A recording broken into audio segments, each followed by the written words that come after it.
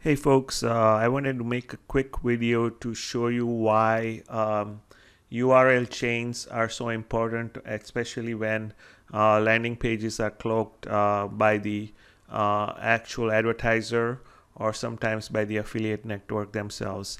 So let's quickly take a look at an example here. The example that I'm going to focus on is this Amazon gift card offer that's being run on That's Push, and it's being run in Ireland. So let's look at the campaign details here. And in the multi-tab panel on the synopsis tab, you can, if you look at the screenshot, you will see the error message deactivated campaign. And if I were to click on the visit page button, I would essentially see the same message which says deactivated campaign.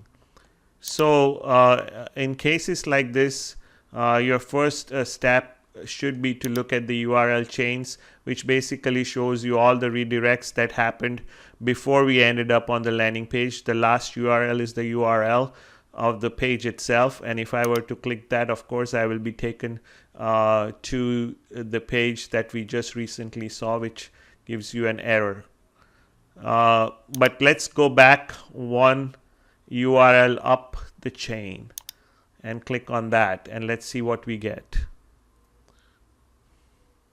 Again, I'm encountered with the same error message.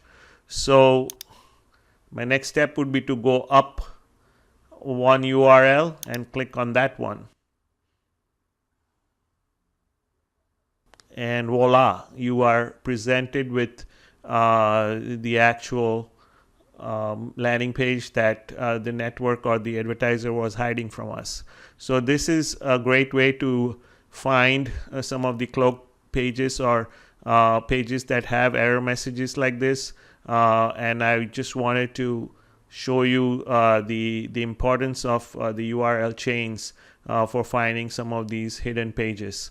Hopefully you like this video, and I'll see you again soon. Cheers.